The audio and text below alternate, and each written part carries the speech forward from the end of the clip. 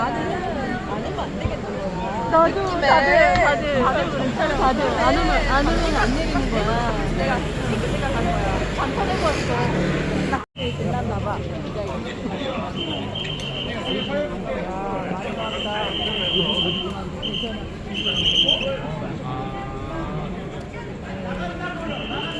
노차장 보니까 여기서 들고 있는 거야. 그래서 올라가갖고 저쪽에 막 가들렸잖아. 너무 좋아. 나도 정말. 나 오늘 찰당서.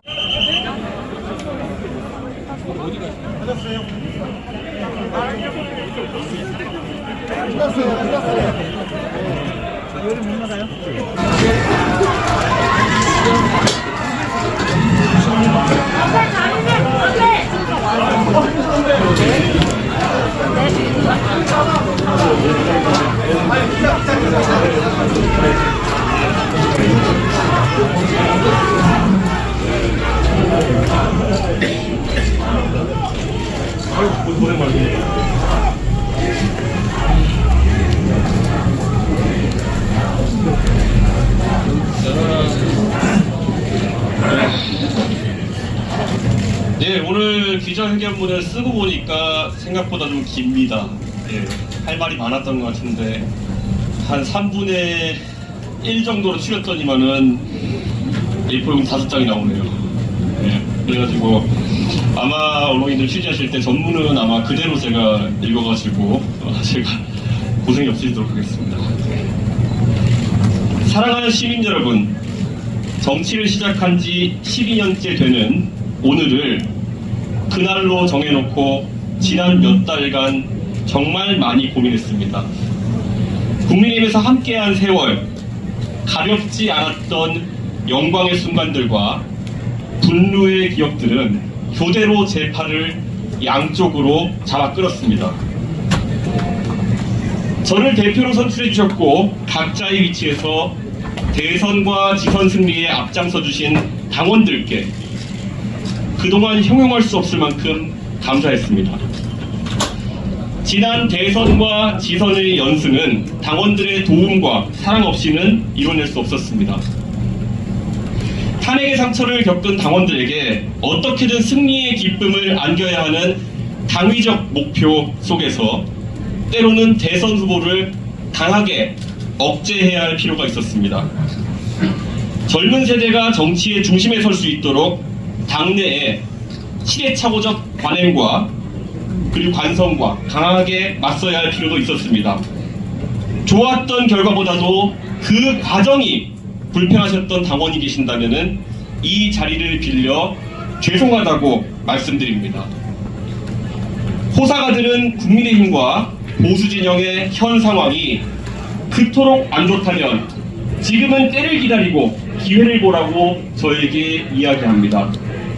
3년 전에 저라면 아마 그런 이야기를 진지하게 받아들이고 와신상담, 과하지옥과 같은 고사성어를 되내며 당을 위한 헌신 같은 여의도 방언을 입 밖으로 내었을 것입니다. 사실 저는 얼마든지 기다릴 수 있었습니다. 이런들 어떠하며 저런들 어떠하냐는 자세로 때로는 영달을 누리고 때로는 고생을 겪으며 만수산 드렁칠과 같이 얽혀 살 수도 있었습니다. 실제로 이미 몇 달 전 책임 있는 사람으로부터 총괄 선대위원장 등의 자리도 제안받은 적이 있습니다. 그런데 전혀 마음이 동하지 않았습니다. 오늘 제 선택은 제 개인에 대한 처우 그리고 저에게 가해졌던 아픈 기억 때문에 하는 것이 아닙니다. 저는 고개를 들어서 과거가 아닌 미래를 봤습니다. 비상상태에 놓인 것은 절대 당이 아닙니다. 바로 대한민국입니다. 마냥 기다릴 수 없었습니다. 정확히는 대한민국이 변화가 없는 정치판을 바라보며 기다릴 수 있는 여유가 없었습니다. 저는 탄핵을 겪으며 비선은 있고 비전은 없는 대한민국을 다시는 용납하지 않겠다고 스스로 다짐했습니다. 선출되지 않은 누군가가 모든 유무형의 권력을 휘두르며 대한민국을 쥐락펴락하는 그 모습, 그 사람 앞에서 법과 상식마저 무력화되는 모습이 반복되는 것은 다시는 경험하고 싶지 않은 저의 그리고 국민 모두의 트라우마일 것입니다. 저는 잠시 보수정당에 찾아왔던 찰나와도 같았던 봄을 영원으로 만들어내지 못한 스스로를 다시 한번 질책하고 반성합니다. 그들의 권력 욕을 상식선에서 대했고 진압하지 못했던 오류를 반성합니다. 모든 것이 제가 부족한 탓입니다. 저는 오늘 국민의힘을 탈당합니다. 동시에 국민의힘에 제가 가지고 있는 모든 정치적 자산을 포기하겠습니다. 과거의 영광과 유산에 미련을 둔 사람은 절대 선명한 미래를 그릴 수 없습니다. 존경하는 시민 여러분, 이제 대한민국의 공용어는 바로 미래여야 합니다. 지금도 누군가는 대한민국의 위기 속에서도 상대를 악으로 규정하고 청산하는 것을 소명이라고 생각하고 그 방향으로 시민들을 이끌려고 하고 있습니다. 하지만 마상득지, 마상치지라는 말이 있습니다. 말 위에서 천하를 얻는다 하더라도 계속 그 천하를 말 위에서 다스릴 수는 없는 노릇입니다. 대통령 선거가 끝난 지 2년이 다 되어가는데도 왜 적장을 쓰러뜨리기 위한 극한 대립, 칼잡이의 아집이 우리 모두의 언어가 되어야 합니까? 정치는 대중의 삶을 더 나은 방향으로 가꾸는 노력입니다. 이제 시민 여러분께서는 상대를 쓰러뜨리기 위한 검투사의 검수를 즐기러 콜로세움으로 가는 발길을 멈춰주십시오. 시민 여러분께서 수고로 오시겠지만은 아고라에 오셔서 공동체의 위기를 논의하는 책임 있는 정치인들에게 성원을 보내주십시오. 우리 이제 다 같이 자세를 고쳐 앉았으면 좋겠습니다. 진영 논리에 휩싸여서 우리 팀에 발생한 문제는 좋은 게 좋은 거지 하고 넘어가고 그 모습에 정작 미래를 고민하는 젊은 세대는 정치를 내로남불의 장으로 보며 외면하게 되었습니다. 어제까지 우리는 학교에서 이상을 가르치면서 이상적이지 않은 현실을 강제하는 이중적인 대한민국으로 남아있어야 합니까? 참되어라 바르거라 선생님이 가르치신 대로 살면 딜레탄트가 되어서 조소를 받고 교과서로는 민중한거인 4.19와 5.18을 가르치면서 민주주의의 근본이 무너지는 현실을 놓고 투표장에서는 차악을 선택한다는 미명하에 진영 논리로 일관합니다. 배운 대로 살지 못한다면 배워서 무엇에 쓰겠습니까? 과거 정치 군인들은 북한의 위협을 항상 강조했습니다. 그리고 비상선포를 통해서 많은 자유를 억압했습니다. 놀랍게도 소위 직업군인이라는 그들은 실제로 쿠데타를 위해 전방사단까지 동원하는 등 국가 안보를 최우선에 놓고 일을 처리하지도 않았습니다. 대통령과 당대표가 모두 군인인 시절을 겪어내고 이겨냈던 우리가 왜 다시 한번 검찰과 경찰이 주도하는 정치적 결사체 때문에 중요한 시대적 과제들을 제쳐놓고 극한 대립을 강요받아야 합니까? 시민 여러분, 여러분의 미래, 여러분의 자녀의 미래, 그리고 손자, 손녀의 미래가 단순히 조금이라도 덜 나쁜 사람에게 맡겨져야 된다고 생각해서 이 황당한 검투사 간의 랠리를 이어가는 것입니까? 그 랠리를 여러분께서 즐겨주시니까 어느 정치 세력도 미래와 대안을 놓고 더 이상 고민하지 않습니다. 생산적인 경쟁을 하지도 않습니다. 대한민국은 현재 위기입니다.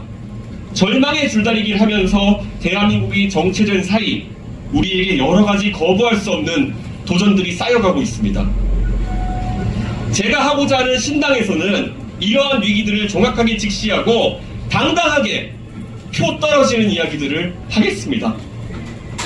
해열제와 진통제를 남발하여 이제는 주사바늘을 어디에 꽂아야 하는지도 모르겠는 대한민국의 중차대한 문제들을 솔직하게 다루겠습니다. 누군가가 또다시 콜로세움에서 상대를 빌런으로 만드는 정치를 하고자 한다면 저는 100번 고쳐 죽어서라도 그 사람의 멱살을 잡고 아고라로 다시 돌아와 다시 미래를 이야기하도록 강제하겠습니다. 몇 가지 생각나는 시급한 이야기를 해보겠습니다. 한쪽에서는 이공계 인재를 육성하겠다고 하면서 반도체 웨이퍼와 포토마스크를 흔들면서 다른 한쪽에서는 의계 정원을 3배 가까이 늘리는 것을 검토한다면 최상위급 이공계 인재들은 연구개발에 뛰어들어야 한다는 이야기입니까? 아니면 의대생이 되기 위해서 노력해야 한다는 이야기입니까? 도대체 엑셀과 브레이크를 동시에 밟으면서 고장나는 대한민국의 성장 엔진은 과연 누구의 책임이어야 합니까? 지방대학을 중심으로 등록 인원의 절반이 이름만 올려놓은 가짜 대학생인 학교가 늘어나고 있습니다. 시민의 세금을 이 상황에서 대학 등록금 지원에 무조건 더 투입하겠다는 것이 과연 우리가 바라는 교육개혁입니까? 사학재단과 교원들의 표만 두렵고 시민들의 혈세가 낭비되는 것은 보이지 않는 것입니까? 저출산의 여파로 전방을 지킬 병사가 부족해졌다면 적극적인 감군 계획을 제시하는 것이 책임있는 정치의 모습일 것입니다. 감군 계획이 문재인 정부에서 나왔던 이야기라고 해서 논의조차 하지 않는다면 그것은 아집입니다. 상대에 대한 극한 부정 속에서 나온 대안이 120kg이 넘는 고도 비만자까지 군복을 입혀서 휴전선에 세워놓는 것이라면 그것이 무책임한 정치의 민낯입니다. 킬로그램을 없앤다고 하면서 자라는 학생들에게 미적분과 기하마저 수능시험 범위에서 제한다고 한다면 학생들은 줄어든 평가 범위 속에서 소위 매력적인 오답을 통해 변별력을 갖춰야 하는 것입니까? 벡터와 미적분을 고등학교에서 제대로 배우지 못하고 평가받지 못한 학생들은 해외의 이공계 인재들과 어떻게 경쟁하라는 이야기입니까? 그리고 이제 누군가 국민연금의 문제를 다룬다고 하면 또 결론은 뻔하게 더 내고 덜 받고 늦게 받는 방향으로 날 것이라고 다들 예측합니다. 이것이 해결제이지 어떻게 근본적인 연금 개혁일 수 있겠습니까? 적립식 국민연금이 저출산과 맞닥뜨려 한계에 이제 도달했고 지금 이대로 가면 지금 연금을 납부하는 세대는 연금을 받을 수 없을 것이라는 현실을 직시하고 부가식으로 전환을 조금씩 준비하자는 그 다른 이야기를 왜 시작하지 못합니까? 대한민국의 대통령 이하 대부분의 정치인들은 위에 열거한 문제들을 해결할 수가 없습니다. 왜냐하면 정작 권력을 가진 그들은 앞으로 길어야 10년 이상 정치를 하지 않을 것이기 때문입니다. 내 임기 중에만 내 정치 생명이 다하는 데까지만 큰일이 터지지 않도록 관리하겠다는 그들의 정치가 어떻게 미래지향적인 정치일 수가 있겠습니까? 무책임한 현재의 위정자들과 다르게 저는 제가 지금 하는 주장과 선택에 대해서 30년 뒤에도 살아서 평가를 받을 확률이 높습니다.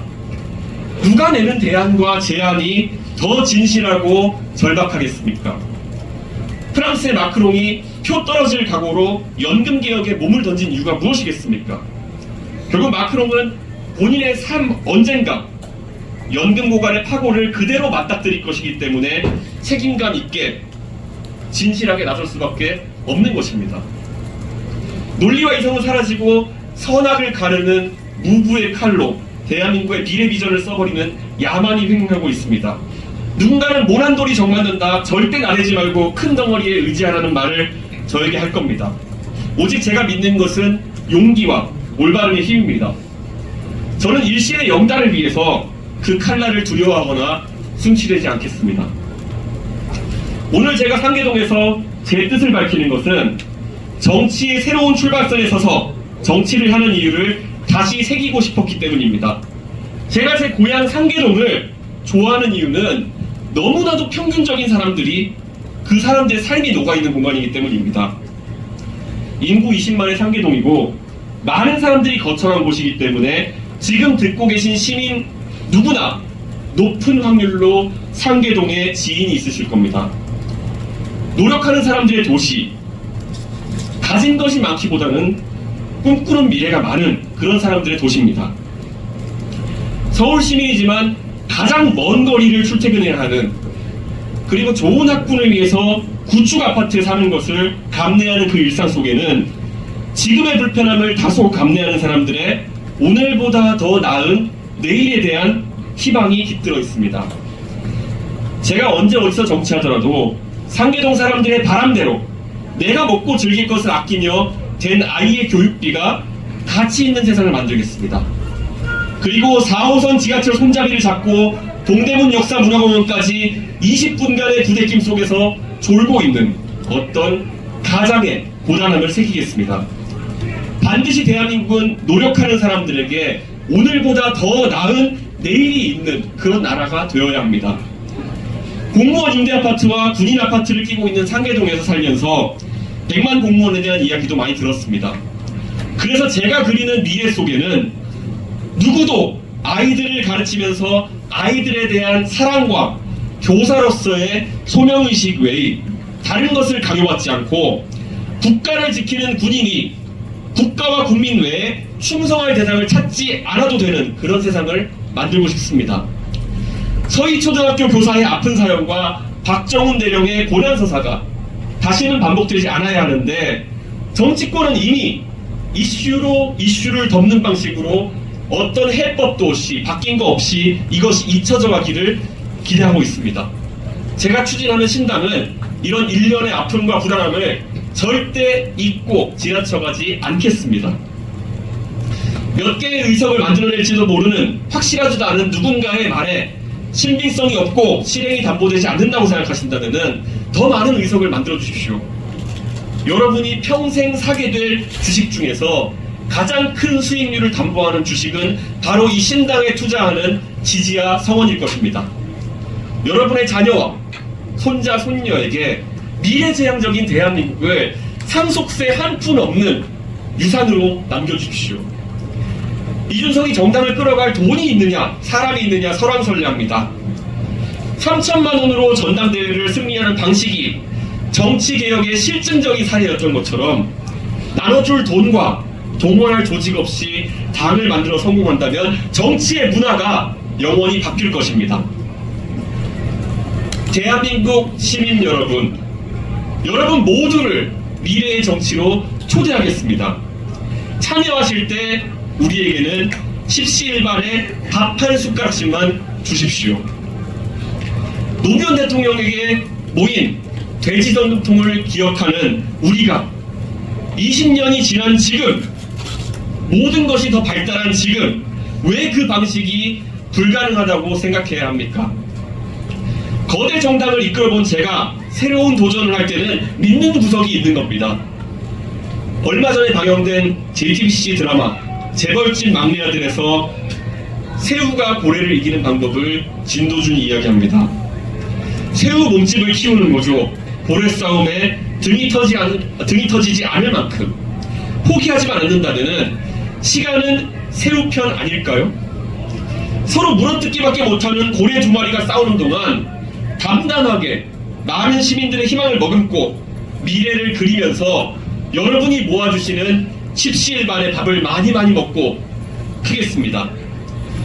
시민 여러분, 모두가 움츠린 눈 덮인 겨울이 지나면 봄이 옵니다. 그래서 누군가가 막아보라고 해도 민주화는 필연이었습니다. 상대 정치 세력을 악의 상징, 빌런으로 만들어 콜로세움에 세우는 검투사 정치는 월륜, 즉 보름달과 같아지게 되어 있고, 미래를 이야기하는 생산적인 정치는 월신, 초승달과 같이 차오릅니다. 자연의 섭리가 무서운 것은 이것이 거부할 수 없는 미래라는 점에 있습니다. 눈은 항상 높습니다. 그래서 봄은 항상 옵니다. 보름달은 항상 집니다. 그리고 초승달은 항상 차오릅니다. 내년 4월 대통령 한 사람이 아닌 상계동의 꿈, 보편적인 민주시민의 고민을 담아낼 수 있는 새로운 정당이 여러분을 대표할 수 있도록 제 모든 것을 쏟아부어서 정진하겠습니다. 희망의 언어로 우리가 미래를 키울 때 다시는 투표용지가 정말 어려운 킬러 문항처럼 느껴지지 않을 겁니다. 나를 위해, 내 가족을 위해, 내 나라를 위해 할 수 있는 행복한 선택이 가능한 그날을 오늘 이 자리에서 저는 시민 여러분에게 약속하겠습니다. 앞으로 저만의 넥스트 스텝을 걷겠습니다. 변화와 승리에 대한 확신을 두고 이 길을 즐겁게 걷겠습니다. 훗날 오늘의 제 약속이 상계동 마포 참숯갈비 선언이라고 위키 한자락에 기록될 수 있도록 변마지로를 다하겠습니다. 내일을 준비하는 대한민국이 당신을 빼놓지 않도록 열심히 하겠습니다. 감사합니다. 네, 감사합니다. 네. 예, 아이고 3분의 1로 출연돼 이런데요. 예. 어쨌든 하고 싶은 말은 더 많을 것이고 앞으로 때가 될 때마다 언론인들께 말씀을 드리겠습니다. 저는 오늘 저의 탈당 결심 그리고 창당 결심까지를 담담하게 말씀드렸습니다. 혹시 언론인들의 질문 있으시다면 제가 받도록 하겠습니다.